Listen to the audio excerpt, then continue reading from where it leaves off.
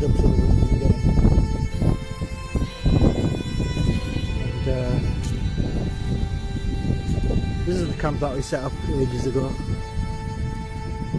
That's Charlie's set up. It's got a windbreak there, but it's not really doing much.